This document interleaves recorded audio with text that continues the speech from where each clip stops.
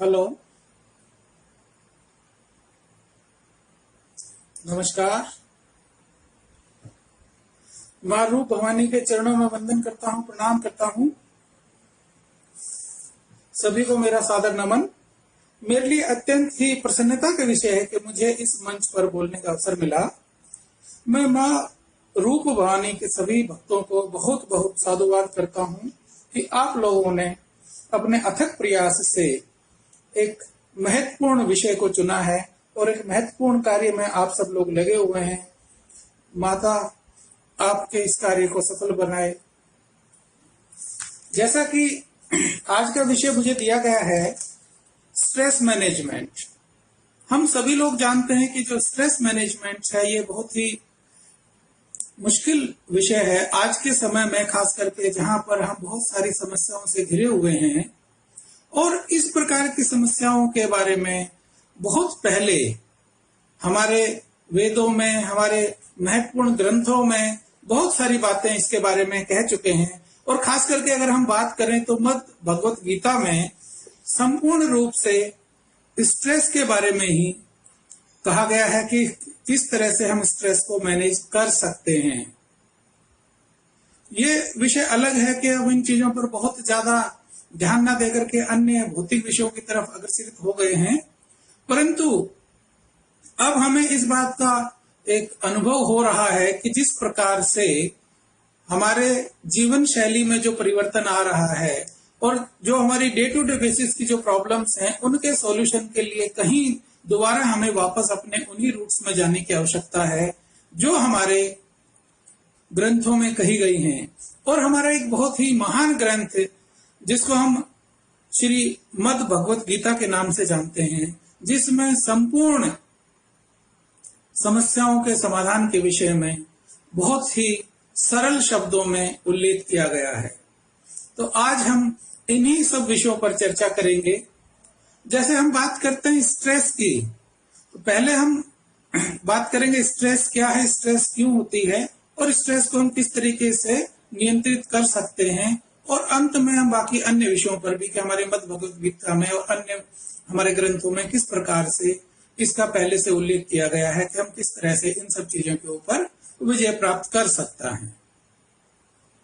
जैसे हम सब लोग जानते हैं कि जो स्ट्रेस है, स्ट्रेस में हमारे लिए क्या चीजें महत्वपूर्ण है। स्ट्रेस में होता क्या है बेसिकली, जब हमारे अपने वातावरण के साथ कुछ सिचुएशन को लेकर के, कुछ सर्कमस्टांसेस को लेकर के, when we are not able to adept the reaction to a situation that is perceived as demanding और threatening to the well being. यहाँ पर कहने का तात्पर्य है कि जब हम किसी एक सिचुएशन से घिरते हैं, कोई एक सिचुएशन ऐसी आती है जिस सिचुएशन को कंट्रोल करने के लिए हमें कुछ समस्याओं का सामना करना पड़ता है, और जब उन समस्याओं के लिए जब हम नियंत्रण करते हैं उसके लिए विभिन्न सारी टेक्निक्स हैं।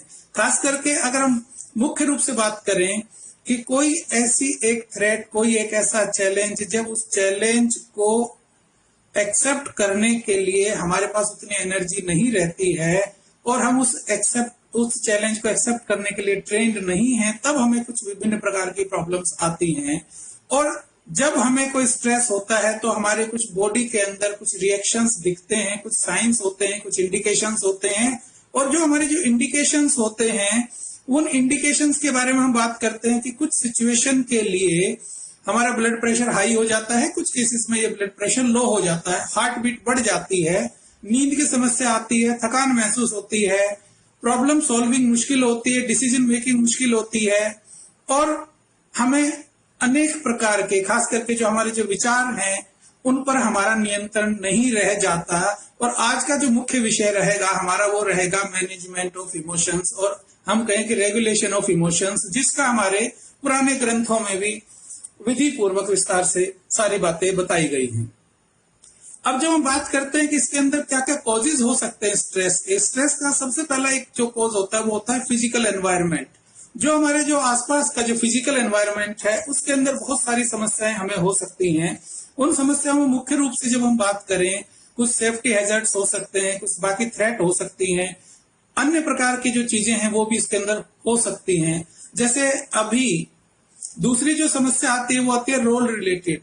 किसी भी व्यक्ति को बहुत सारे महत्वपूर्ण रोल एक दिन में निभाने पड़ते हैं। जैसे कोई एक व्यक्ति, वह एक व्यक्ति बेटा भी हो सकता है, पति भी हो सकता है, भाई भी हो सकता है, बहन भी हो सकते हैं, उसके पास कोई प्रशासनिक दायित्व भी हो सकता है, इसके अलावा उसके अन्य प्रकार के भी रोल हो सकते हैं। तो किसी भी प्रकार के व्यक्ति के पास विभिन्न प्रकार के जो हमारे जो रोल रहते हैं, उन रोल्स के बीच में एक कोऑर्डिनेशन की कोई कमी दिखती है कि वो कहीं एक काम को निभाने में, किसी एक काम को करने में ज्यादा एनर्जी लगा पाता है, और वो सभी जितने भी उसके रोल एंड रेस्पॉन्सिबिलिटी है उनके बीच में जब एक प्रॉपर कोऑर्डिनेशन की कमी कहीं दिखती है, तब भी हमें स्ट्रेस महसूस होता है। दूसरा होता है हमारा इंटरपर्सनल रिलेशन। जो इंसान है, जो ह्यूमन बीइंग है, वो अपने आप में अकेला कुछ भी नहीं है। उसको बहुत सारे लोगों से बातचीत करनी होती है, बहुत सारे कामों के लिए बहुत सारे लोगों के ऊपर निर्भर रहना होता है। तो जब वो बहुत सारे लोगों के ऊपर निर्भर रहता है, बहुत सारे कामों के लिए बहुत सारे लोगों के ऊपर डिपेंडेंट रहता है, क्योंकि as a human being we are completely dependent upon each other. जब हम एक दूसरे के ऊपर डिपेंडेंट हैं, एक दूसरे के साथ हमें काम करना होता है, और कुछ लोग जब स्ट्रेस में होते हैं तो वो अल्टीमेटली क्या करते हैं कि वो इंटरेक्शन कम करना शुरू कर देते हैं, और जब उनको इंटरेक्शन कम होना शुरू हो जाता है तो उनका एक प्रॉपर कोऑर्डिनेशन नहीं होता, और जब प्रॉपर कोऑर्डिनेशन नहीं होता तो उस सिचुएशन में भी लोगों को स्ट्रेस होता है। कुछ हमारे साथ जो प्रॉब्लम रहती है वो ऑर्गेनाइजेशन की भी होती है। कुछ हमारे जो ऑर्गेनाइजेशन ऐसे होते हैं जिनके अंदर विभिन्न कोई टाइम टेबल नहीं है, ड्यूटी की कोई समस्या रहती है, खास करके हमारे पैरामिलिट्री फोर्सेस के जवान होते हैं, पुलिस के जवान होते हैं, हमारे डॉक्टर्स होते हैं, मेडिकल स्टाफ होता है, बहुत सारे जो लोग होते हैं, इनके पास ये ड्यूटी के भी जो काम रहते हैं वो भी थोड़ा सा एक प्रॉपर टाइम के हिसाब से नहीं चल पाते, उनको रिक्वायरमेंट के अकॉर्डिंग अपनी ड्यूटी करनी पड़ती है। तो जब एक लगातार वो ड्यूटी करते रहते हैं, अपने दायित्व के निर्वहन के लिए जब लगातार वो काम करते रहते हैं, तो तब भी स्ट्रेस के चांसेस बढ़ जाते हैं। और इसके अलावा जो हम स्ट्रेस की जो बात करते हैं, उसके अंदर कुछ बहुत सारे डिजास्टर भी रेस्पॉन्सिबल है। जैसे कोई अर्थक्वेक है, या रिसेंटली जो हम जिससे अभी जूझ रहे हैं, एक जो हमारा जो डिजास्टर है जिसको हम कोविड-19 के नाम से जानते हैं, वो एक बहुत बड़ा डिजास्टर है कि लोगों के अंदर बड़ी समस्याएं हैं कि इस डिजास्टर से हम कैसे निजात पाएंगे, इस डिजास्टर के बाद अगला क्या होगा, किस तरीके से इसका हम समाधान करेंगे, और इसको हम किस तरीके से ठीक कर पाएंगे, या इसमें किस तरह से हम एडजस्ट कर पाएंगे। उसके अलावा कुछ दिनों पहले जैसे टिड्डी दल का अटैक हो गया था, कुछ जो डेंजरस लिविंग कंडीशन होती है। लिविंग कंडीशन का मतलब है कि अभी आजकल फिर दोबारा से कोविड-19 के प्रकोप की वजह से रात को भी बाहर जाना बंद हो गया है, लोगों से मिलना जुलना काफी कम हो गया है, 1 साल से अधिक समय बीत गया है। तो लोगों के साथ जो एक लिमिटेड दायरे में रहना, लोगों से मुलाकात ना करना, लोगों से बात ना करना, लोगों से इंटरेक्ट ना करना, ये सारी समस्याएं भी इसके लिए रिस्पॉन्सिबल होती हैं। और खास करके कुछ सामाजिक जो प्रेशर होते हैं, जो सोशल जो प्रेशर्स होते हैं, जो सोशल प्रेशर्स के अंदर कुछ चीजें रहती हैं कि आपको किसी फंक्शन में जाना है, आप किसी फंक्शन में नहीं जा पा रहे हैं क्योंकि आपको ड्यूटी करनी है। ड्यूटी और सामाजिक जो कार्य है उनके बीच में भी कोई सामंजस्य की कई बार कमी हो जाती है, तो वो एक तालमेल है, वो भी कहीं ना कहीं इसके लिए रिस्पॉन्सिबल है। इसके अलावा हमारे जो कल्चरल और इकोनॉमिक जो एनवायरनमेंट होता है, क्योंकि हमारे जो कल्चर है वो एक बहुत ही इंपॉर्टेंट चीज है हमारे लिए, और उस कल्चर से ही हम सारी चीजें मैनेज करते हैं। तो जो हमारा जो कल्चरल जो इश्यूज हैं, कुछ इकोनॉमिक कंडीशंस भी हो जाती हैं, खास करके इस कोरोना के दौरान, या किसी प्रॉब्लम की वजह से किसी का कोई एम्प्लॉयमेंट चला गया, या फैमिली में किसी तरह की कोई प्रॉब्लम हो गई है, या किसी की फैमिली में किसी तरह की कोई समस्या आ चुकी है, चाहे वो किसी बीमारी से रिलेटेड हो सकती है, चाहे वो फाइनेंस से रिलेटेड हो सकती है, किसी और तरह की भी हो सकती है। इसके अलावा जो हमारी जो सोसाइटी है, क्योंकि अल्टीमेटली जब हम बात करते हैं तो we are part of the society, और सोसाइटी के हमारे कुछ नॉर्म्स होते हैं। जो सोसाइटी के नॉर्म्स होते हैं, उन सोसाइटी के नॉर्म्स को हमारी फैमिली अडॉप्ट करती है, और फैमिली से वो एक इंडिविजुअल अडॉप्ट करता है। तो बेसिकली एक सिस्टम चलता है कि जो हमारा परिवार है, परिवार वो सारे के सारे नॉर्म्स सोसाइटी से बोरो करता है, और परिवार से वो सारे के सारे नॉर्म्स एक इंडिविजुअल बोरो करता है। तो ये एक सिस्टम चलता रहता है। हम सारे के सारे एक दूसरे के ऊपर आधारित हैं। हमारे समाज है, उस समाज के ऊपर बहुत सारी चीजें निर्भर करती हैं, और ये सोसाइटी टू सोसाइटी भी डिफर करता है। कुछ आज की जो समस्याएं हैं उसके अंदर कुछ जो समस्याएं हैं, जैसे बच्चों के एजुकेशन से रिलेटेड हैं, अनसर्टेनिटी बहुत ज्यादा है, स्कूल खुलेंगे कब खुलेंगे, स्कूल कब बंद हो जाएंगे, कॉलेज बच्चा कैसे जाएगा, अगली क्लास में एडमिशन कैसे लेगा, अगर पेरेंट्स का ट्रांसफर हो गया तो वहां कैसे एडजस्ट करेंगे नए एनवायरनमेंट में। तो ये बहुत सारे कारण हमारे हो सकते हैं जिसकी वजह से स्ट्रेस हो सकता है। लेकिन क्या सारे के सारे स्ट्रेस खराब हैं? ऐसा बिल्कुल नहीं है।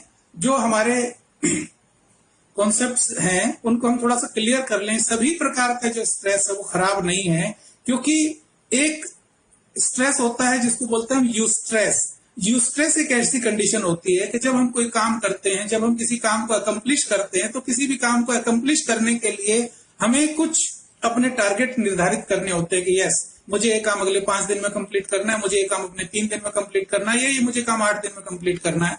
जब तक हम अपना कोई एक एम डिसाइड ना कर लें और उस एम के साथ हम कोई टारगेट डिसाइड ना कर लें, तब तक हम कोई भी काम इसको कर नहीं पाते। जब हम अपना एम डिसाइड कर लेते हैं, अपना एक टारगेट डिसाइड कर लेते हैं, एम डिसाइड हो गया, हमारा टारगेट डिसाइड हो गया, और जब एम और टारगेट हमारा जब डिसाइड हो जाता है, तो ultimately with that particular aim or with that particular target we are able to complete our task। तो हम अपने काम को कंप्लीट कर पाते हैं। तो उस प्रकार का जो हमारा टारगेट है वो यूस्ट्रेस कहलाता है, और यूस्ट्रेस हमारे लिए इंपॉर्टेंट होता है, क्योंकि स्ट्रेस के बिना हम अपना काम नहीं कर सकते। जब तक हम किसी काम को निर्धारित नहीं करेंगे, किसी काम को हम फिक्स नहीं करेंगे, तब तक हमें समस्या रहेगी। इसके बाद कुछ जो चीजें हैं वो भी ये होती हैं कि हमारे लोगों के अंदर एक फिजियोलॉजिकल डिफरेंस होता है। हर आदमी का किसी भी स्ट्रेस को बियर करने के लिए, किसी भी स्ट्रेस को समझने के लिए, किसी भी स्ट्रेस को अडेप्ट करने के लिए सभी लोगों की अलग अलग कैपेबिलिटी होती है, अलग अलग कैपेसिटी होती है। दूसरा, लोगों में जो पर्सनैलिटी वेरिएशंस होते हैं, सबकी पर्सनैलिटी एक जैसी नहीं होती, अलग अलग लोगों की अलग अलग पर्सनैलिटी होती है। और कुछ लोगों का cognition and emotional response to stress is different. तो ये भी लोगों के अंदर फर्क इस चीज का रहता है। कुछ चीजें ऐसी होती है जो अनएक्सपेक्टेड होते हैं, जिसके बारे में हमने पहले से प्लान नहीं किया होता, हमें पता नहीं रहता, लेकिन कुछ कारणों की वजह से ऐसा हो जाता है। खास करके हम मान लीजिए ऑनलाइन क्लास कर रहे हैं, अचानक हमारा पावर फेलियर हो जाए, या हमारा इंटरनेट कनेक्टिविटी की कोई प्रॉब्लम आ जाए, तो वो एक छोटी सी चीज भी हमारे लिए स्ट्रेस का कारण बन सकती है। या हम कोई शेड्यूल मीटिंग है उसके लिए वेट कर रहे हैं, हमारा डिस्कनेक्ट हो जाए, या बार बार हम कनेक्ट कर जाएं, या सिग्नल वीक हो जाए, तो ये इस तरह के छोटे छोटे इश्यूज हैं जिसकी वजह से भी स्ट्रेस होती है। या डेली जो न्यूज में भी हम जो चीज देखते हैं, या सोशल मीडिया पर भी कुछ चीजें सर्कुलेट होती हैं कि ये केसेस इस तरीके से बढ़ रहे हैं, इतना रैपिडली कोरोना के केसेस बढ़ रहे हैं, इस तरह की प्रॉब्लम्स आ रही हैं सोसाइटी में, ये हो गया वो हो गया। तो बहुत सारी जो नेगेटिव चीजें जो स्प्रेड हो जाती हैं उनकी वजह से भी प्रॉब्लम होती है। और खास करके ये होता है कि जो कंटिन्यूटी जो टेलीविजन के ऊपर या सोशल मीडिया के ऊपर एक न्यूज जो बार बार कंटिन्यूटी में चलती रहती है, सर्कुलेट होती रहती है, तो उनको देख करके भी कुछ लोगों को स्ट्रेस होती है।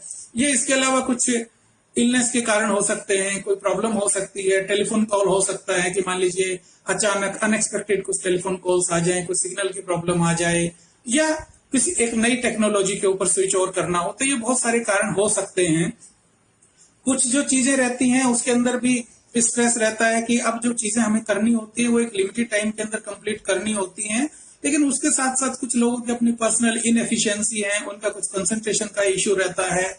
और आजकल जैसे लोगों को व्हाट्सएप के साथ ज्यादा जुड़ने की एक आदत रह गई है, और साथ साथ धीरे धीरे क्या होता है कि जब कंटिन्यूटी में बहुत सारे व्हाट्सएप को देखते हैं तो वो ग्रेजुअली एक एडिक्शन का रूप धारण कर लेती है, और एडिक्शन की वजह से लोगों का अपने मन पर कंट्रोल नहीं रहता, और उसकी वजह से भी कुछ प्रॉब्लम्स हो जाती हैं। और कुछ लोगों का जो टाइम खराब होता है, जिसके अंदर पर्सनल इनएफिशिएंसीज होती हैं, वो क्या होता है कि थोड़ा सा इनएक्टिव मोड में लोग रहते हैं। अच्छा ठीक है, वर्क फ्रॉम होम है, आराम से कर लेंगे, या ऑफिस जाना है, थोड़े समय के लिए जाना है, चले जाएंगे, या इनडिसिसिव होता है कि ये काम मुझे करना है कि नहीं करना है, इस काम को कैसे करना है। वो इस तरह के जो इनएफिशिएंसीज रहती हैं। या कुछ लोगों के टेक्नोलॉजी के बारे में भी कोई बहुत ज्यादा पारंगतता नहीं होती है, टेक्नोलॉजी के बारे में these people are not very expert और not familiar with that particular technology, that's why they are also losing their control. तो उसमें भी कुछ प्रॉब्लम हो जाती है। कई बार वर्क कल्चर भी कुछ इस तरह का हो जाता है, खास करके जहां पर एक्स्ट्रा आवर्स काम करना होता है, या कुछ लेट आवर्स में काम करना होता है, या कुछ जहां शिफ्ट ड्यूटीज होती है वहां पर भी थोड़ा सा कुछ चेंजेस आ जाते हैं, या कुछ प्रॉब्लम्स हो जाती हैं, या कुछ एक जो प्रैक्टिस में जो चेंज होता है उसके लिए भी कुछ चीजें हो जाती हैं। तो ये कुछ सारे रीजंस होते हैं जिसकी वजह से ये स्ट्रेस के कुछ कारण हो सकते हैं। अब हम बात करेंगे कि स्ट्रेस के जो कारण है वो हमें पता चल गए हैं, स्ट्रेस क्या होता है ये भी हमें पता चल गया है, लेकिन ऐसा होता क्यों है कि हमारे साथ जो स्ट्रेस है वो होता क्यों है? देखिए, सबसे जो महत्वपूर्ण बात होती है वो ये होती है कि जो भी महत्वपूर्ण हम बात करते हैं वो बात करते हैं anybody can become angry, that's easy. कोई भी आदमी किसी के साथ गुस्सा कर सकता है, तो बहुत आसान है। But to be angry with the right person, किसी एक आदमी के to be angry with the right person to the right degree at the right time at the right purpose and in the right way is not very easy, because every person has to just make a balance.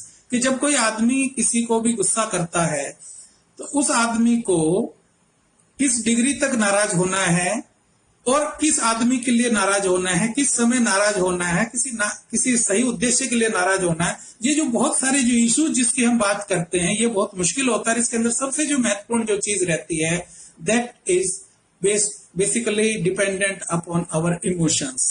जो हम emotions की जो हम बात करते हैं उसके लिए बहुत सारी महत्वपूर्ण जो चीजें रहती हैं, क्योंकि जब हम स्ट्रेस की बात करते हैं कि जब कोई फीलिंग ऑफ अनसर्टेनिटी होती है तो उसके अंदर भी क्या होता है कि विभिन्न प्रकार के इमोशंस हमें एक्सपीरियंस करने को मिलते हैं, जैसे गिल्ट है, एंजाइटी है, टेंशन है, एग्रेशन है, इरिटेशन है, worry, sadness, hopelessness and maladjustment. अब यहाँ पर जो महत्वपूर्ण जो बात हमारी आती है वो ये आती है कि हमारे जो इमोशंस हैं, काफी लोगों को अपने इमोशंस को सही पहचानना ही नहीं आता। ये एक अपने आप में बड़ी प्रॉब्लम है। तो यहाँ पर हम चार मुख्य बातें करेंगे। First of all we will talk about identification of emotions of your own as well as emotions of other। अपने खुद की भावना को पहचानना और दूसरे की भावना को समझना, क्योंकि आजकल एक नया जो कॉन्सेप्ट है जिसको हम इमोशनल इंटेलिजेंस के नाम से जानते हैं, जिसका जिक्र हमारे पुराणों में भी किया गया है, मत भगवत गीता में भी कहा गया है कि how intelligently we handle our emotion in simple word is called as emotional intelligence. अपनी भावनाओं को हम कितने अच्छे तरीके से एडजस्ट कर पाते हैं और कितने इंटेलिजेंटली हम उनको भावनाओं को हम मैनेज कर पाते हैं, वो हमारा इमोशनल इंटेलिजेंस है इन सिंपल वर्ड्स। तो सबसे पहले हमें अपने इमोशंस को आइडेंटिफाई करने आना चाहिए कि मुझे किस प्रकार का इमोशंस आ रहा है, किस प्रकार की चीज है। जैसे मान लीजिए मुझे गुस्सा आता है फॉर एग्जाम्पल, तो मुझे गुस्सा आता है तो गुस्सा कब आएगा? जब कोई भी काम मेरे मन के मुताबिक नहीं होता है। तो यहाँ सवाल इस बात का है कि क्या मुझे इस बात की जानकारी है कि जो मैं एक्सपेक्ट कर रहा हूं किसी दूसरे व्यक्ति से, क्या वो सही है, या मैं बिना सही किसी चीज के जबरदस्ती किसी से एक्सपेक्ट कर रहा हूं कि वो आदमी मेरे साथ ऐसा व्यवहार करेगा। तो यहाँ पर सबसे इंपॉर्टेंट जो चीज है वो identification of your emotion as well as emotions of other. कई बार क्या होता है कि हमारा कोई कलीग है वो लेट आता है, हो सकता है उसको बस ना मिली हो, कोई ट्रैफिक जाम मिला हो, रास्ते में कोई दूसरी प्रॉब्लम रही हो, उसको बिना सोचे समझे हम सीधा उसके ऊपर नाराज होना शुरू कर दें या उसको बुरा बुरा कहना शुरू कर दें। तो ये सारी की सारी चीजें इमोशनल आइडेंटिफिकेशन के आती है कि सबसे पहले हम ये समझ तो लें कि उसके पीछे कॉज रूट क्या है, क्या कारण है उसका लेट आने का, क्या उसका लेट आने का कोई जेन्युइन कारण है या जबरदस्ती हम उसको अननेसेसरी परेशान कर रहे हैं। दूसरी जो चीज आती है using of your emotion as well as emotions of other. कई बार क्या होता है कि हमें अपने इमोशंस को यूज करना भी नहीं आता है, और यूज करने से पहले इंपॉर्टेंट चीज है कि हमें इमोशंस को अंडरस्टैंड करना आना चाहिए। मुझे अपने इमोशंस को अंडरस्टैंड करना आना चाहिए। जैसे एक बहुत अच्छा एग्जांपल इसका आया है, कई बार क्या होता है कि हम लोग अपने किसी साथी से कहते हैं कि आज यार मेरा मूड बड़ा खराब है, मेरा किसी काम में मन नहीं लग रहा है। जब वो साथी कहता है अच्छा आप ये बताइए आपका मूड खराब क्यों है, तो हमारा सिंपल सा जवाब होता है आई डोंट नो। अब ये बड़ी हैरानी की बात है कि मेरा मूड है और मेरे मूड के बारे में मुझे खुद को नहीं पता है, तो ये तो बड़ी हैरानी की बात हुई ना। मेरा मूड है, मेरे मूड के बारे में मुझे पता होना चाहिए कि हाँ मेरा मूड खराब है तो उसके पीछे कोई कारण होगा।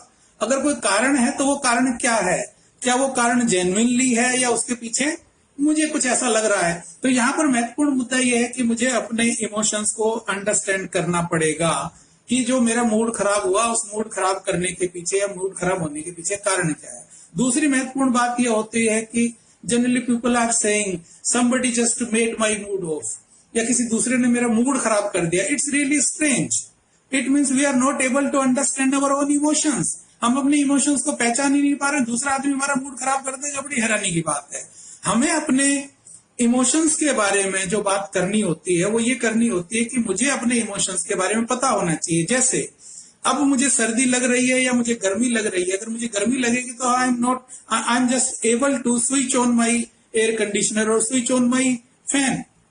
मुझे गर्मी लगेगी, मुझे पता है पंखा चलाना है या मुझे एसी चलाना है ताकि मैं अपनी बॉडी का टेम्परेचर मेंटेन कर सकूं। अकॉर्डिंगली मुझे सर्दी लगेगी तो मुझे पता है कि मुझे गर्म कपड़े पहनने जिससे मैं अपनी बॉडी का टेम्परेचर मेंटेन कर सकूं। लेकिन ये बड़ी अजीब सी बात है कि मेरा मूड अपना खराब है और मुझे अपने मूड को ठीक करने के बारे में मुझे पता नहीं है, क्योंकि असल बात यह होती है कि मैं अपने इमोशंस को अंडरस्टैंड ही नहीं कर पा रहा हूँ।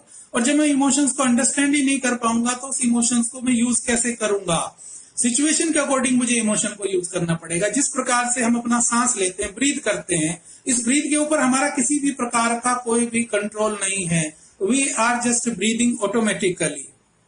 जिस प्रकार से हम ब्रीद कर रहे हैं उसी प्रकार से इमोशंस भी इमर्ज होते हैं। इमोशंस भी जब इमर्ज होते हैं तो उस इमोशंस के लिए अगर हम थोड़े से इंटेलिजेंट हैं तो हम नेगेटिव इमोशन को इमीडिएटली पॉजिटिव इमोशन में कन्वर्ट कर सकते हैं। जैसे एक छोटा सा एग्जांपल, किसी भी एक आदमी ने अगर मान लीजिए हमारा मूड खराब करने की कोशिश की और हमने सिंपली ये समझ लिया कि उसके पीछे उसका ये लॉजिक है या उसके पीछे उसका ये रीजन है, तो हम इमीडिएटली अपने मूड को ठीक कर लेंगे। लेकिन जब तक हम ये समझ ही नहीं पाएंगे कि किस आदमी का हमारा मूड खराब करने के पीछे उद्देश्य क्या है, तब हम अपने मूड को ठीक नहीं कर पाएंगे। तो यहाँ पर इस तरह की बहुत सारी चीजें हैं। और फाइनली और जो इंपॉर्टेंट चीज है that is regulation of your emotion as well as emotions of other. For example, मान लीजिए हमारा मूड खराब है और उसका सबसे जो इंपॉर्टेंट जो आज के डेट में जो सिस्टम चलता है that is road rage. Road rage में क्या होता है कि किसी एक आदमी ने हमारे साथ से गाड़ी निकाली, एकदम हमें गुस्सा आएगा, हमारे साथ से गाड़ी इसने निकाली कैसे, मतलब इसने हमारी गाड़ी को क्रॉस कैसे कर लिया, हाउ डेयर ही। तो अब उसमें इंपॉर्टेंट मुद्दा ये नहीं है। अगर हम एक तरफ ये सोचते हैं कि इसकी गाड़ी आगे निकल गई या इसने मुझे कैसे क्रॉस कर दिया, इससे हमें गुस्सा आएगा। लेकिन साइमल्टेनियसली अगर हम अपने आप को इतना समझ पाए या अपने सिर्फ इतना समझ पाए, हो सकता है उनके कोई इमरजेंसी हो, उनको कोई प्रॉब्लम हो, उनको कहीं जल्दी जाना हो, या मुझे क्या करना है, ठीक है उनको जाने दीजिए, तो मैं अपने आप को मैनेज कर सकता हूँ, खास करके अपने इमोशंस को मैनेज कर सकता हूँ और मैं अपनी स्पीड से चल सकता हूँ। तो यहाँ महत्वपूर्ण बात यह है कि हम सही से चीजों को समझने के बारे में सक्षम ही नहीं है। और सक्षमता के लिए इंपॉर्टेंट चीज ही रहती है कि जो हम अपने इमोशंस को जब समझते हैं तो उसके पीछे एक महत्वपूर्ण जो चीज रहती है वो ही रहती है कि हम प्रॉपरली अपने इमोशंस को आइडेंटिफाई नहीं कर पाते। जब इमोशंस को आइडेंटिफाई नहीं कर पाएंगे, अंडरस्टैंड कैसे करेंगे, जब अंडरस्टैंड नहीं करेंगे तो उसको यूज कैसे करेंगे, एंड फाइनली उसको हम रेगुलेट कैसे करेंगे। अगर हम ये सारी की सारी चीजें जान जाएंगे तो हमें किसी भी प्रकार की कोई भी प्रॉब्लम नहीं होगी। और ये सारी की सारी चीजें बड़ी ही महत्वपूर्ण हैं कि जब हम आइडेंटिफाई कर पाएंगे, आइडेंटिफिकेशन के बाद हम उसको यूज कर पाएंगे, अंडरस्टैंड कर पाएंगे, यूज कर पाएंगे, एंड फाइनली हम उसको रेगुलेट कर पाएंगे। रेगुलेशन सबसे इंपॉर्टेंट चीज है। अब जब हम बात करते हैं कि इमोशंस, खास करके जब हम बात करते हैं स्ट्रेस की, अब स्ट्रेस के अंदर जो एक महत्वपूर्ण जो चीज रहती है वो सबसे पहले ये होता है how to beat the stress. First and foremost issue of beating the stress is regulate your emotion. हमें अपने इमोशंस को रेगुलेट करना आना चाहिए। अब सवाल ये उठता है कि हम अपने इमोशंस को रेगुलेट किस प्रकार से कर सकते हैं, क्योंकि हमारे जो इमोशंस एमर्ज होते हैं वो हमारे सेंसर्स के द्वारा होते हैं। जब हम किसी भी चीज को टच करते हैं, फील करते हैं या आंखों से किसी चीज को देखते हैं, मान लीजिए हम जीभ से किसी चीज को टच करते हैं, हमें पता चलता है कि कौन सी चीज स्वीट है, कौन सी चीज सॉर है, या खट्टा या मीठे का जो अनुभव होता है हमें जीभ से पता चलता है। किसी भी कलर को देखने के लिए या किसी भी व्यक्ति को देखने के लिए, किसी का रिएक्शन देखने के लिए हम आंखों का प्रयोग करते हैं। तो जो हमारे जो सेंसर्स हैं, सेंसर से सिग्नल हमारे ब्रेन में जाता है और वहां से फिर ये रेगुलेट होकर के आगे वहां सिग्नल जाता है हमारे ब्रेन में, और ब्रेन से जैसे सिग्नल जाता है अल्टीमेटली फिर उसके बाद हमारा इमोशंस वहां से चलता है। तो अगर हम उसको थोड़ा सा समझ पाए तो हम अच्छे से इस चीज को कर सकते हैं कि हम इसको किस तरीके से रेगुलेट कर सकते हैं। दूसरी चीज होती है कि कुछ जो चीजें होती हैं वो होती है हमारी लस्ट। लस्ट जो होती है कोई भी ऐसा थॉट प्रोसेस जो आउटसाइड द गोल होता है। अगर मान लीजिए अभी हम लोग बात कर रहे हैं तो हमारा ध्यान पूरा कंसंट्रेशन हमारा बातचीत पर होना चाहिए, इसके अलावा किसी दूसरी चीज पर हमारा ध्यान नहीं होना चाहिए। अगर हमारा ध्यान किसी और चीज पर है तो इसका मतलब ये हो रहा है कि हम आउट ऑफ द बॉक्स जा रहे हैं। हमारा एक डिस्कशन की बात हो रही है, हमारा एक इंटरेक्शन की बात हो रही है। Instead of interacting with each other हम क्या कर रहे हैं कि हमारा थॉट प्रोसेस हमारे काबू से बाहर जा रहा है। जब हमारा थॉट प्रोसेस हमारे काबू से बाहर जाता है इसका मतलब ये होता है कि हम अपने मन के ऊपर, और खास करके जब हम अपनी इंद्रियों की बात करें, जो हमारे सेंसर्स हैं बेसिकली हमारी इंद्रियां हुई, तो जब हम अपनी इंद्रियों के ऊपर नियंत्रण नहीं कर सकते तभी हमें प्रॉब्लम होती है। तो इंद्रियों के ऊपर जो नियंत्रण जो हम करते हैं, तो basically that is called regulation of emotions. और मद भगवत गीता के 3 अध्याय में कई बार इस चीज का वर्णन किया गया है। खास करके जब हम रेगुलेशन ऑफ इमोशंस की बात करते हैं, तो रेगुलेशन ऑफ इमोशंस को हम with the experiences of life कर सकते हैं कि हमारे जो लाइफ के जो अनुभव हैं, उन लाइफ के अनुभव से हम उन चीजों को रेगुलेट कर सकते हैं। खास करके एक छोटा सा स्टोरी मैं आपसे शेयर करना चाह रहा हूं कि हम प्रैक्टिस से, बेसिकली जो हमारी जो प्रैक्टिस होती है, उससे हम उस चीज को रेगुलेट कर सकते हैं। यहाँ 2 महत्वपूर्ण जो चीजें हैं, स्टोरी हम शेयर करेंगे अभी। 2 महत्वपूर्ण चीजें हैं। पहली जो इंपॉर्टेंट चीज है दैट इज कॉग्निशन और इंटेलिजेंस। एंड अनदर इशू, क्योंकि इंटेलिजेंस अल्टीमेटली कॉग्निशन का पार्ट हुआ, तो हम इसको इंटेलिजेंस को ही समझते हैं सिंपल भाषा में। तो जो हमारा जो इंटेलिजेंस हुआ, उसके साथ हमारा दूसरा इमोशंस हुआ। अब इंटेलिजेंस का जो लेवल है, इंटेलिजेंस को जनरली हम आईक्यू से मेजर करते हैं या हम आईक्यू को कंसीडर करते हैं। खास करके आजकल जो हमारे जो पेरेंट्स की एक बड़ी टेंडेंसी हो गई है 90% सिंड्रोम, 99% सिंड्रोम, 98% सिंड्रोम या 100% सिंड्रोम की जो हम बात करते हैं। बच्चे के 100% ही नंबर होने चाहिए, 99% ही होने चाहिए, 98% ही होने चाहिए। तो हम जो बात करते हैं बेसिकली वो ज्यादातर हम बात करते हैं इंटेलिजेंट क्वोशिएंट की। और जो इंटेलिजेंट क्वोशिएंट होता है वो एक पर्टिकुलर एज के बाद स्टेगनेंट हो जाता है। After achieving a particular age we can't improve or we can't increase our intelligent quotient. Whereas if we are just talking about emotional quotient, जो इमोशनल क्वोशिएंट की बात करते हैं, इमोशनल क्वोशिएंट को हम लाइफ के एक्सपीरियंसेस के साथ और इमोशनल क्वोशिएंट को हम अपने लाइफ के एक्सपीरियंसेस के साथ, प्रैक्टिसेस के साथ इसको हम इंप्रूव कर सकते हैं। तो यहाँ हमें 2 चीजें बड़ी साफ समझ में आती हैं। एक चीज हमें ये बात समझ में आती है कि जो हमारा इंटेलिजेंस है, आईक्यू, बेसिकली आईक्यू को हम इंक्रीज नहीं कर सकते आफ्टर अटेनिंग एज, लेकिन हम ईक्यू को तो इंक्रीज कर सकते हैं। तो जब हमें पता है कि इंक्रीज कर सकते हैं, इंप्रूव कर सकते हैं प्रैक्टिस के थ्रू, तो हम उस पर प्रैक्टिस करनी चाहिए, उस पर फोकस करनी चाहिए। खास करके आजकल साइकोलॉजी में भी एक नया कॉन्सेप्ट आया that is called as positive psychology. तो जो पॉजिटिव साइकोलॉजी का जो कॉन्सेप्ट आया है वो भी यही कॉन्सेप्ट है कि जो हमारी अपनी स्ट्रेंथ है, उन स्ट्रेंथ को हम और ज्यादा स्ट्रेंथन करें। जो हम स्ट्रेंथ करते हैं, जो हम अपने जो हमारे जो स्ट्रेंथ्स हैं उनको और ज्यादा स्ट्रेंथन करें instead of wasting our time towards repair. खास करके पहले जो एक प्रॉब्लम आती थी कि जब हमें कोई दिक्कत होती थी तब हम उसको रिपेयर की चीज के लिए जाते थे, लेकिन आजकल हमें रिपेयर की जरूरत नहीं है, हम रिपेयर के लिए नहीं जाते हैं। रादर हम कोशिश ये करते हैं कि जो हमारे स्ट्रेंथ्स हैं उसको हम और ज्यादा इंप्रूव करने की कोशिश करते हैं। तो यहाँ पर भी एक महत्वपूर्ण चीज ये है कि जो हमारा आईक्यू है उसको हम बढ़ा नहीं सकते, लेकिन ईक्यू को बढ़ा सकते हैं। तो with the help of practice हम उसको ईक्यू को बढ़ाने की कोशिश करें। अब हम एक छोटी सी कहानी की बात करते हैं। एक दर्जी था, उनके 2 बच्चे थे। तो दर्जी अपनी प्रैक्टिस करता था, अपने सिलाई करता था, और दर्जी के साथ जो उनके जो 2 बच्चे थे उनमें से पहले बड़ा बच्चा थोड़ा सा बड़ा हुआ, तो जब जैसे बड़ा बच्चा उस काम में लग गया, तो जैसे ही बड़े बच्चे ने उसमें काम में हाथ बटाना शुरू किया, धीरे धीरे वो उस प्रैक्टिस में आ गया और वो धीरे धीरे अपना दर्जी का काम सीख गया।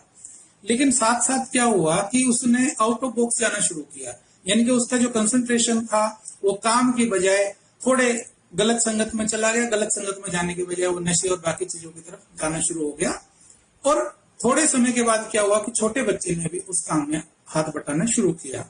लेकिन बड़े बच्चे का एक्सपीरियंस बहुत ज्यादा था, छोटे बच्चे का एक्सपीरियंस कम था। लेकिन चांस कुछ ऐसा हुआ कि एक जो बच्चा, जो बड़ा बच्चा था उसके एक्सपीरियंस ज्यादा था और जो छोटा बच्चा था उसके एक्सपीरियंस कम था। अचानक उनके पिता की मृत्यु हो जाती है। अब उस समय क्या हुआ कि जो बड़ा बच्चा था उसकी दुकान बहुत ज्यादा चलने लगी, तो बाद में उनका झगड़ा रहने लगा छोटी छोटी इश्यूज को लेकर के। बाद में सोसाइटी में ये तय हुआ कि भाई देखिए आप अलग अलग हो जाइए, और उनके काम का बंटवारा अलग अलग कर दिया।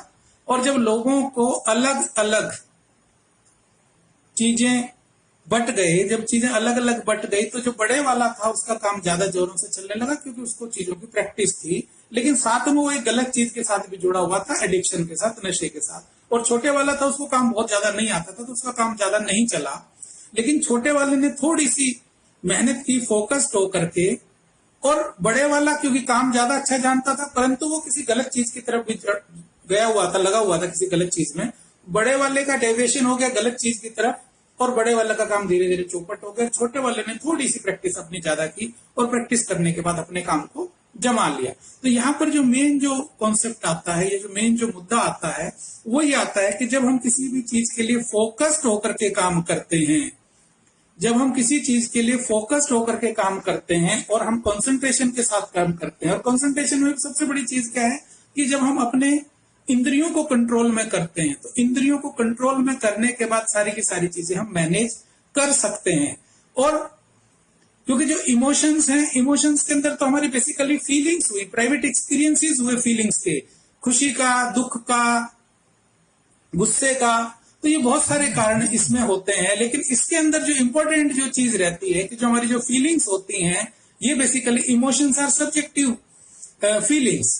और जैसे सुख का, दुख का, अब सुख के पीछे भी कोई कारण है, दुख के पीछे भी कोई कारण है। सारा का काम सुख से भी नहीं हो सकता और सारा काम दुख से भी नहीं हो सकता।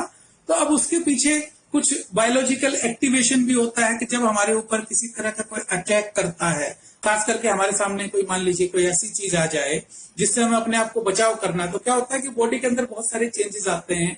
और वो जो केमिकल, जो बॉडी के अंदर कुछ केमिकल चेंजेस भी आते हैं, बॉडी के अंदर कुछ हार्मोनल चेंजेस भी आते हैं। तो जो बॉडी के अंदर जो हार्मोनल चेंजेस आते हैं, उससे हमें ये पता चलता है कि जो एक्शन होने वाला है उससे हम किस तरीके से बचेंगे, हम अलर्ट हो जाएंगे कि हम भाग जाएंगे। और ये सारी की सारी चीजें यहाँ पर इंपॉर्टेंट हो जाती है। दूसरी चीज क्या हो जाती है कि जो हमारे जो इमोशंस होते हैं वो बेसिकली गोल डायरेक्शन की तरफ हमें फोकस करते हैं। अब यहाँ पर हम कुछ जो इंपॉर्टेंट जो चीज हैं उनके बारे में अब चर्चा करना चाहेंगे। जैसे अगर हम किसी और तरीके से बात करें तो जो हमारे जो इमोशंस होते हैं, बेसिकली जो हमारी जो इमोशनल जो क्वेश्चन होती है, उसके अंदर सबसे जो इंपॉर्टेंट चीज है दूसरे मत के अनुसार वो होती है सेल्फ अवेयरनेस। हमें अपने बारे में कितना अच्छे से पता है, ये एक बहुत इंपॉर्टेंट चीज है। How do we recognise our inner signals. और सबसे बड़ी चीज क्या है कि जो हमारे जो इनर सिग्नल्स है उनको जब हम रिकॉग्नाइज करते हैं, वो हमारे डिसीजन के साथ और वैल्यूज के साथ कैसे मैच करती है, क्योंकि वैल्यू हमारे लिए बहुत इंपॉर्टेंट होती है। कई बार एक कॉन्फ्लिक्ट होता है कि हम वैल्यू के साथ जीना चाहते हैं, लेकिन जब हम वैल्यू के साथ नहीं जीना चाहते तो अल्टीमेटली हम दूसरी चीजों की तरफ डेविएट होते हैं। तो यहाँ पर हमारे लिए इंपॉर्टेंट चीज ये रहती है कि जो हमारे जो इनर सिग्नल्स हैं और जो हमारे जो डिसीजंस हैं उनके अंदर वैल्यू का एक समावेश होना बहुत ही महत्वपूर्ण है। दूसरी चीज क्या रहती है कि एक्यूरेट सेल्फ असेसमेंट। हमें अपने बारे में एक एक्यूरेट सेल्फ असेसमेंट करना चाहिए। कई बार हमें अपने बारे में पता ही नहीं होता कि मेरी कौन कौन सी स्ट्रेंथ्स हैं, कौन कौन सी वीकनेसेस हैं, कहाँ मुझे किसी से मदद लेनी है और कहाँ मैं अपने काम को ठीक से कर पाऊंगा। तो ये सारी की सारी जो चीजें रहती हैं वो इंपॉर्टेंट रहती है। इसके अंदर एक जो चीज रहती है वो होती है सेल्फ कॉन्फिडेंस। कई बार क्या होता है कि कुछ लोगों का ना ओवर कॉन्फिडेंस होता है, और वो ओवर कॉन्फिडेंस कहीं ना कहीं उनको नुकसान देता है कि जितना ओवर कॉन्फिडेंस उनके अंदर होता है, एक होता है रियल कॉन्फिडेंस, जितना उनको करना है, जितना उनको पता है उतना वो कर पाते हैं। लेकिन क्या होता है कि कुछ जो ओवर कॉन्फिडेंस है वो कहीं ना कुछ उनको प्रॉब्लम में डालता है। अब दूसरी जो चीज होती है वो होती है सेल्फ मैनेजमेंट। सबसे जो इंपॉर्टेंट चीज होती है वो हम अपने आप को जब मैनेज करते हैं तभी हम इस चीज को आगे चल पाते हैं। क्योंकि मैनेजन जो हमारा जो इमोशनल सेल्फ कंट्रोल है, अपने जो डिस्टर्बिंग इमोशंस हैं उनको मैनेज करना सबसे इंपॉर्टेंट चीज है हमारे लिए।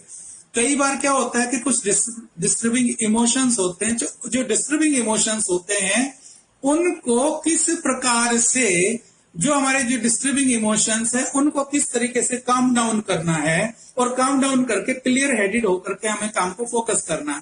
फॉर एग्जाम्पल, अगर मान लीजिए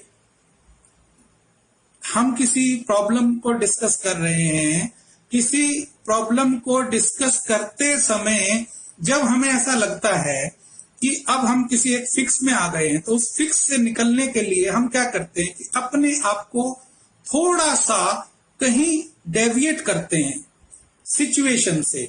अब जैसे बहुत छोटी सी एक बात मैं इसके बारे में बताऊं, अगर हम मैथमेटिक्स का कोई एक प्रॉब्लम सॉल्व करने की कोशिश करते हैं और वो मैथमेटिक्स के प्रॉब्लम को सॉल्व करने में हमें कहीं कोई फॉर्मूला कहीं अटक जाता है या कोई गलती हो जाती है, तो वहां से अगर हम थोड़ी देर के लिए उसको छोड़ दें सिचुएशन को, या उस प्रश्न को छोड़ दें, अच्छा ठीक है, इसको प्रश्न को हम थोड़ी देर के बाद टेकअप करेंगे और हम थोड़ा सा ब्रेक ले लें, और जब हम उसको रिव्यू करते हैं तो हमें कहीं ना कहीं ऐसा लगता है कि हाँ, इस फॉर्मूला में ये हमारी कैलकुलेशन गलत थी, या ये फॉर्मूला गलत था, या इसमें ये प्रॉब्लम थी, और अल्टीमेटली उसको हम सॉल्व कर पाते हैं। अब इसके अंदर जो महत्वपूर्ण जो चीज है कि जब हम अपने अंदर के इमोशंस को देखते हैं तब हमें ये चीज पता चलती है।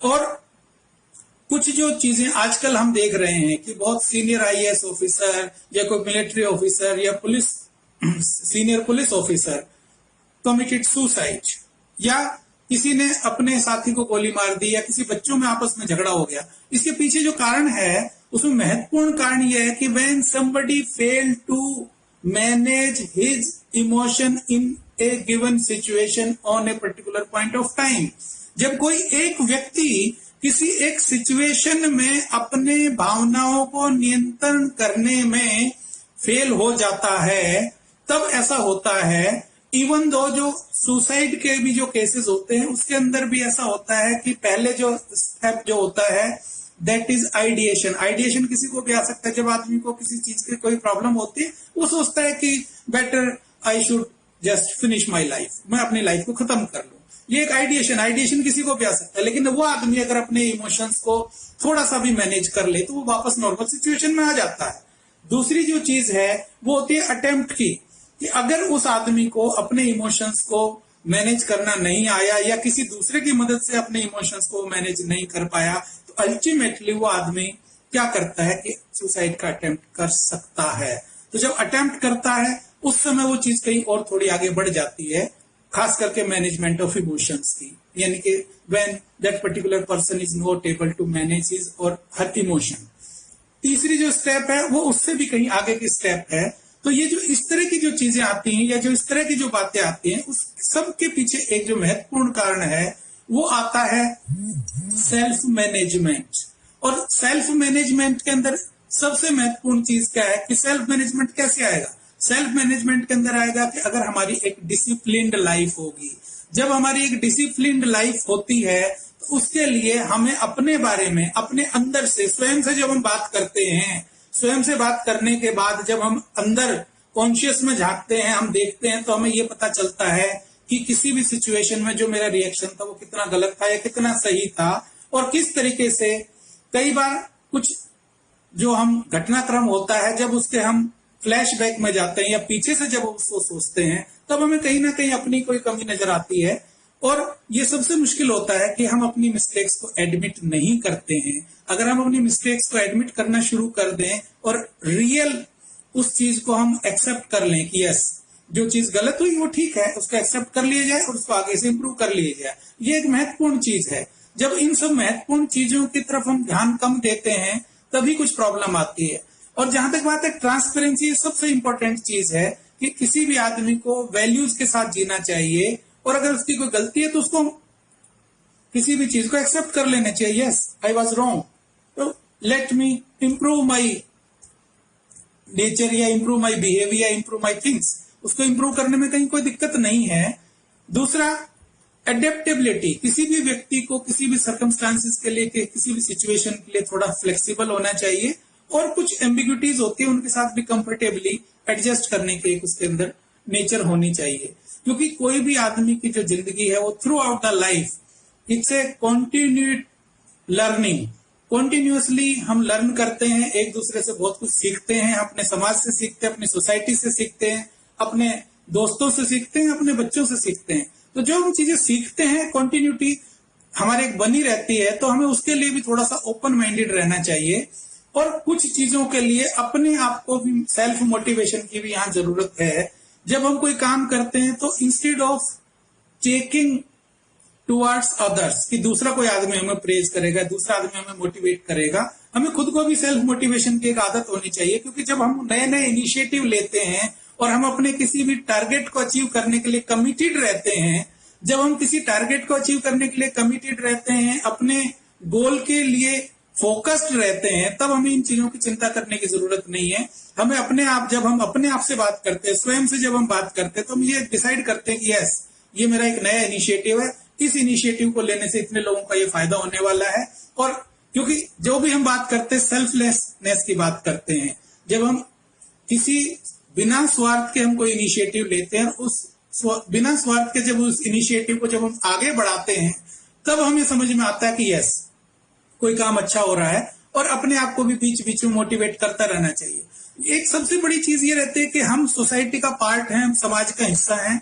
समाज के बिना हमारा कोई अस्तित्व नहीं है। हम कितने बड़े इंजीनियर हैं, कितने बड़े डॉक्टर हैं, कितने बड़े टेक्नोक्रेट हैं, कोई भी हमारे पास कितनी भी अच्छी क्वालिटी है, कितनी भी अच्छी हमारी पोजीशन है, ultimately everything is for the society. समाज से हमें बहुत कुछ मिलता है, और जो कुछ मिलता है तो उसके बदले में समाज के बारे में हमें पता होना चाहिए, क्योंकि दूसरों की फीलिंग्स का भी हमें सम्मान करना चाहिए। सोसाइटी के अंदर सब प्रकार के लोग रहते हैं, छोटे भी रहते हैं, बड़े भी रहते हैं, बुजुर्ग भी रहते हैं, बच्चे भी रहते हैं। तो वहां हमें ये समझना चाहिए कि दूसरों की फीलिंग्स क्या है, दूसरों की भावना क्या है, दूसरों की जो नीड्स है वो क्या है, दूसरों की क्या कंसर्न्स हैं, और किस तरह की प्रॉब्लम्स उनको आ रही है। हमें किसी भी चीज के लिए सिंपैथिक ना होकर के एम्पैथिक होना चाहिए।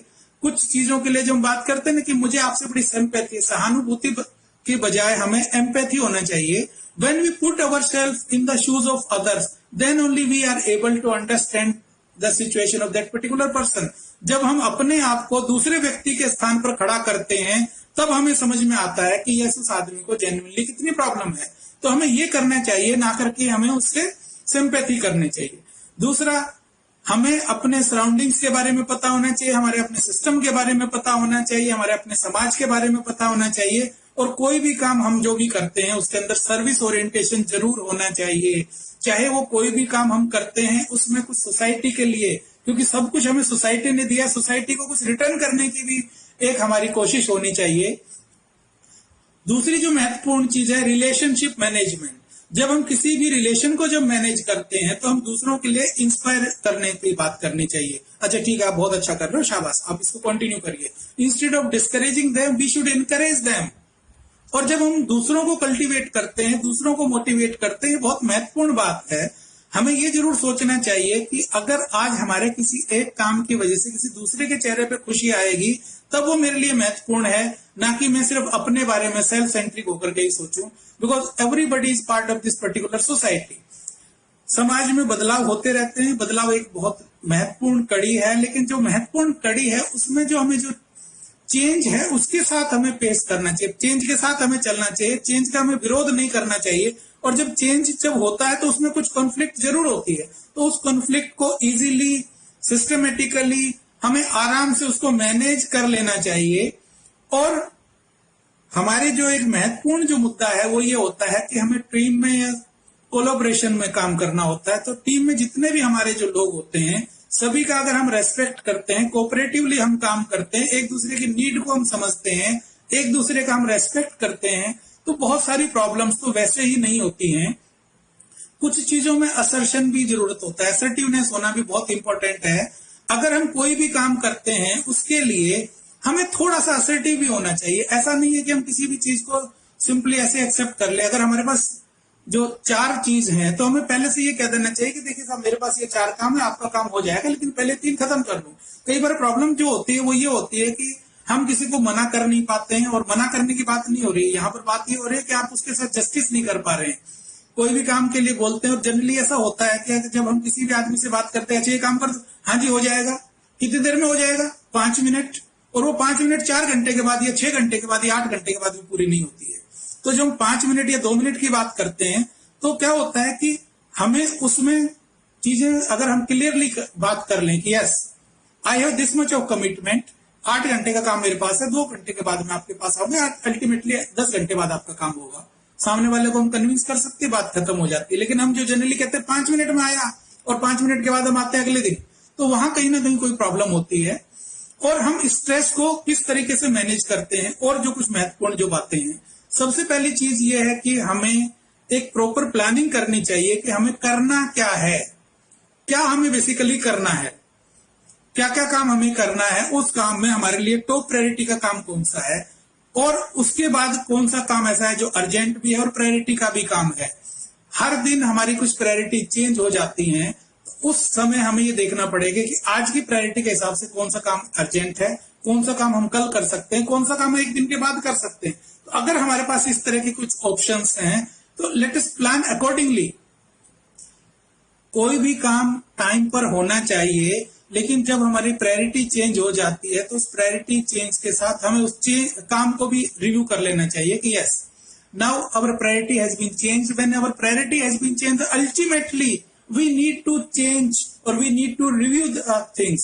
How many tasks we have to accomplish? कितने काम हमें खत्म करने, आज कितने काम करने, दोपहर तक कितने, दोपहर के बाद कितने, कल सुबह कितने, कल शाम तक कितने, और एक हफ्ते में कितने काम करने हैं, एक महीने में कितने काम करने हैं। कुछ शॉर्ट टर्म गोल होते हैं, कुछ लॉन्ग टर्म गोल होते हैं। जब शॉर्ट टर्म गोल बनाते हैं, कुछ लॉन्ग टर्म गोल बनाते हैं और उसको बीच बीच में रिव्यू करते चले जाते हैं।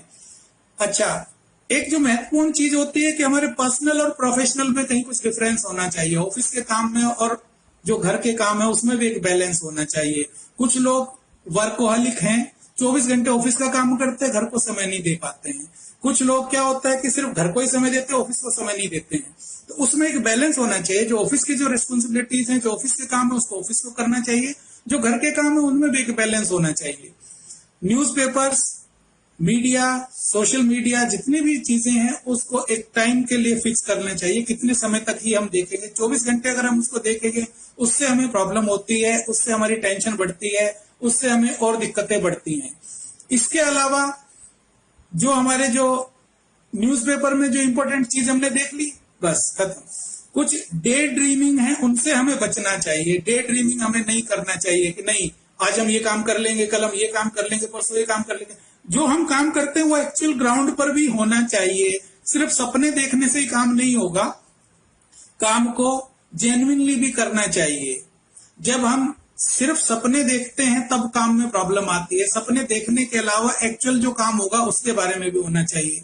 दूसरी जो चीज है कि कुछ लोग फ्यूचर के बारे में बड़े एंशियस होते हैं, उनको एंजाइटी होती है भविष्य के बारे में। Instead of thinking about future, let us B live in the present.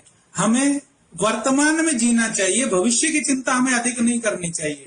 वर्तमान में जब हम जिएंगे तो भविष्य अपने आप सुधर जाएगा। लेकिन हम करते क्या है कि पास्ट को लेकर के हम आगे बात करते हैं और भविष्य के बारे में चिंता करते हैं। प्रेजेंट तो हमारा खत्म ही हो जाता है, प्रेजेंट के बारे में हमें चिंता ही नहीं रहती है। अननेसेसरी इलनेस की चिंता रहती है, कोई बीमारी ना हो जाए, कोई समस्या ना हो जाए, अनएक्सपेक्टेड डिले किस कामों में कर देते हैं, तब प्रॉब्लम होती है। तो हमारे जो वर्किंग आवर्स हैं उनकी कुछ प्रॉपर प्लानिंग होनी चाहिए। हमारे कुछ प्रायोरिटीज हैं उसको अगर हम सेट कर लेते हैं, उसको डिसाइड कर लेते हैं, टाइम किस तरह से स्टार्ट करना है उसको हम देख लेते हैं। छोटे छोटे ब्रेक्स हमें ले लेने चाहिए। अगर हम कंटिन्यूटी हमें सिटिंग करनी है, बीच बीच में let us have a small break of 2 minutes, 3 minutes, 4 minutes. और कुछ ऑर्गेनाइजेशंस में तो बीच में ये होता है कि लंच ब्रेक में लोग थोड़ा सा रिक्रिएशनल एक्टिविटीज में भी अपना टाइम स्पेंड करते हैं, तो उसको भी बीच बीच में अगर करते हैं तो कोई बुराई नहीं है। लेकिन बाकी जो न्यूज़पेपर्स हैं या जो सोशल मीडिया है उसको हमें एक टाइम के साथ ही देखना चाहिए। 24 घंटे उसको नहीं देखना चाहिए। कोई अननेसेसरी की सिटिंग नहीं होनी चाहिए। थोड़ा सा फिजिकल एक्सरसाइज के बारे में भी ध्यान देना चाहिए, कुछ फिजिकल एक्टिविटीज करनी चाहिए। और जो 2 से 3 जो महत्वपूर्ण जो चीजें हमारी इसके अंदर आती हैं वो ये आती हैं कि जब किसी आदमी को कोई प्रॉब्लम होती है, खास करके जब इमोशनल या साइकोलॉजिकल जो फर्स्ट एड जिसको हम कहते हैं वो होता है वेंटिलेशन। जब किसी को कोई प्रॉब्लम होती है, किसी फ्रेंड से, किसी रिश्तेदार से, किसी दोस्त से हम वेंटिलेट करते हैं, किसी की हम बात कर लेते हैं, किसी की बात सुन लेते हैं। और यह सुनने वाले के लिए महत्वपूर्ण बात यह होती है कि be active listening, be active listener. जब कोई बात आपसे बार बार करता है तो हमें उसकी बात को ध्यान देना चाहिए, उसकी बात को तवज्जो देनी चाहिए। ऐसा नहीं करना चाहिए कि अननेसेसरी वो बेकार की बातें कर रहा है, और उसको आराम से उसकी बात को समझना चाहिए। सोसाइटी से जो सपोर्ट हम दे सकते हैं वो हमें देना ही चाहिए, क्योंकि ultimately we are part of the society. Everything is being given to us by the society. Society ने हमें सब कुछ दिया है तो सोसाइटी को भी बदले में हमें कुछ देने की कोशिश करनी चाहिए। और यहाँ पर जो कुछ जो महत्वपूर्ण चीजें हैं, इंडिविजुअल से फैमिली और फैमिली से कम्युनिटी और कम्युनिटी से अल्टीमेटली सारा का सारा सिस्टम चलता है। तो यहाँ पर हमें अपनी इमोशनल नीड के बारे में ध्यान रखना चाहिए, दूसरे की इमोशनल नीड का ध्यान रखना चाहिए। इसके अलावा फोकस्ड सॉल्यूशन, जो हमारे जो सॉल्यूशन फोकस्ड एक्टिविटी हमें करनी चाहिए। जो प्रॉब्लम है उसका समाधान क्या, उसके बारे में बात करनी चाहिए। प्रॉब्लम क्यों हुई उसके बारे में बात करने से कोई फायदा नहीं है। Unnecessary that is wastage of time.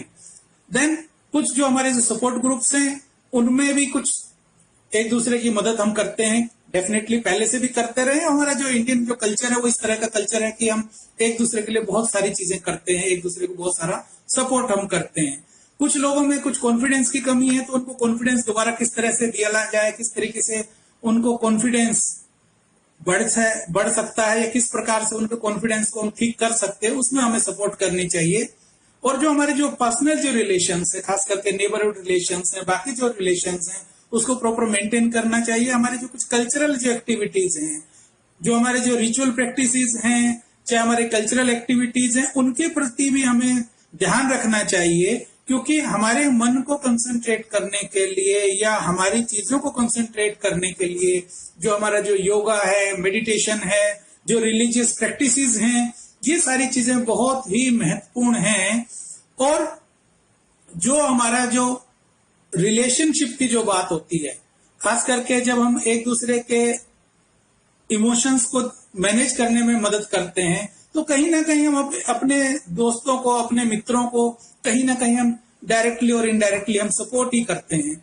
तो ये सारी की सारी चीजों के बारे में, खास करके जब इसमें भी जब हम मद भगवत गीता की भी बात करते हैं, कि वहां पर भी जो भगवान कृष्ण का और जो अर्जुन का जो संवाद था, कि जिस समय अर्जुन युद्ध भूमि में चले गए और वहां जब जाकर के देखा कि सारे के सारे जितने भी लोग हैं, ये सारे के सारे लोग तो मेरे रिश्तेदार हैं, मेरे संबंधी हैं, मेरे भाई हैं, इनको मैं किस तरह से मारूंगा।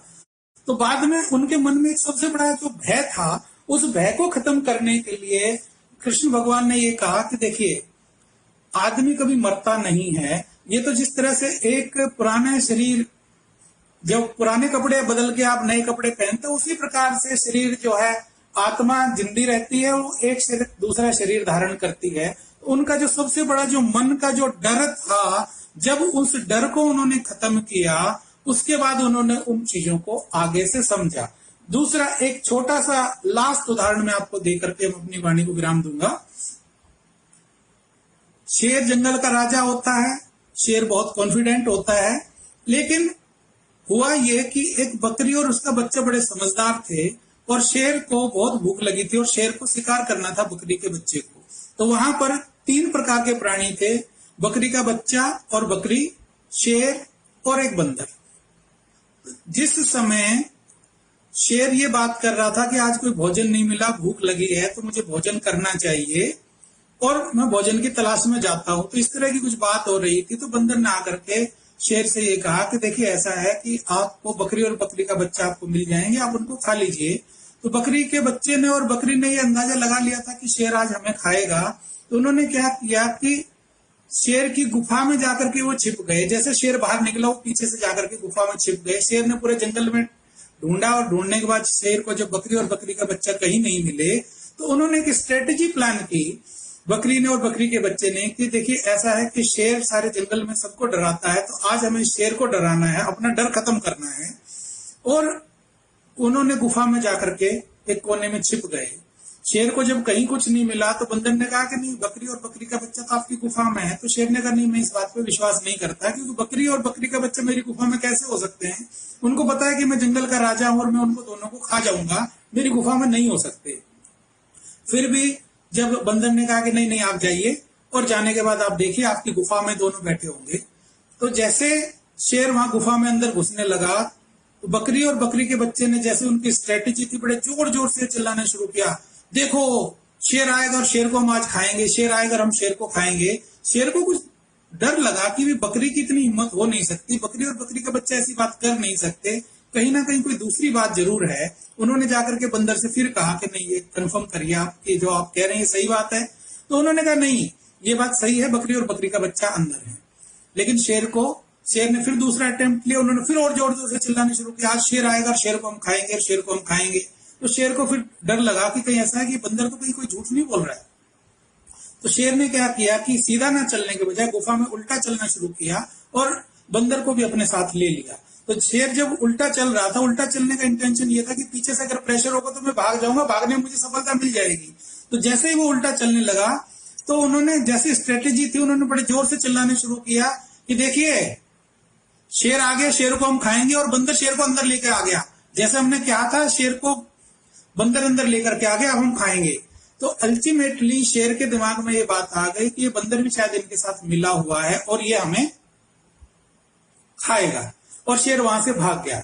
तो यहां सिर्फ कहने का पर्पज ये है कि जब हमें किसी चीज का डर होता है और भय होता है, उसको अगर हम स्ट्रेटेजिकली प्लान करेंगे तो डर कहीं खत्म हो जाता है, और जब डर खत्म हो जाता है तो उसके बाद हमारी सारी चीजें रिजोल्व होनी शुरू हो जाती हैं। और यहां पर मैं सिर्फ कंक्लूड ये करना चाहूंगा कि जो हमारे इमोशंस हैं, जो हमारे सेंसर्स के थ्रू जो हमारे सिग्नल्स आते हैं और जिससे हमारे इमोशंस, इनकी भावनाएं जिससे बनती हैं, उसमें महत्वपूर्ण जो मुद्दा है, हमें अपनी भावना को पहचानना आना चाहिए, दूसरे की भावना को भी पहचानना चाहिए। कई बार क्या होता है कि हमारा किसी को हर्ट करने का उद्देश्य नहीं होता है, लेकिन हम दूसरे की भावना को सही ना समझ करके कोई ऐसा रिएक्ट कर देते हैं कि सामने वाले को बुरा लगता है। दूसरा, हमें अपने इमोशंस को अंडरस्टैंड करना है, दूसरे के इमोशंस को भी अंडरस्टैंड करना है।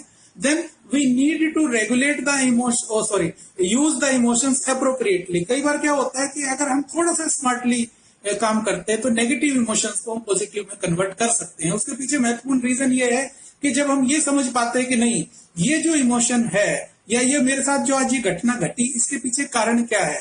जब हम कॉज रूट की तरफ जाते हैं और कॉज रूट को जब हम समझ जाते हैं तो हमें कहीं ना कहीं समझ में आ जाता है कि यस, ये कॉज रूट ये थी, मेरा जो आज मन व्यथित था, ये मैं परेशान था, उसके पीछे कारण ये था, अब मुझे पता चल गया तो मैं उस चीज को मैनेज कर लूंगा। तो फाइनली हमारा होता है मैनेजमेंट ऑफ इमोशंस।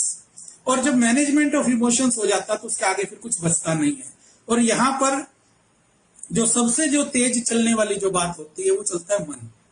तो जब हम अपनी भावनाओं पर काबू कर लेते हैं और हम अपने आप को कॉन्सेंट्रेट कर लेते हैं, कॉन्सेंट्रेट करने के लिए अल्टीमेटली हमारा मेडिटेशन है, हमारा योग है, हमारे रिलीजियस प्रैक्टिसेस हैं, हमारे एक्सरसाइजेस हैं, हमारा आपस में एक दूसरे से डिस्कशन करना है, एक दूसरे से हमारे जो एक्सपीरियंसेस है वो शेयर करना है।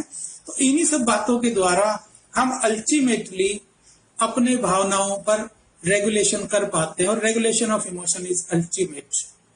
तो इन्हीं सभी बातों के साथ मैं अपनी वाणी को विराम देना चाहूंगा। और पुनः आप सभी ने समय दिया, आप सभी ने इतने ध्यानपूर्वक मुझे सुना, तो मैं आप सभी को हृदय की गहराइयों से बहुत बहुत धन्यवाद देता हूं और मां रूप वाणी को पुनः चरणों में प्रणाम करता हूं। सभी को नमन।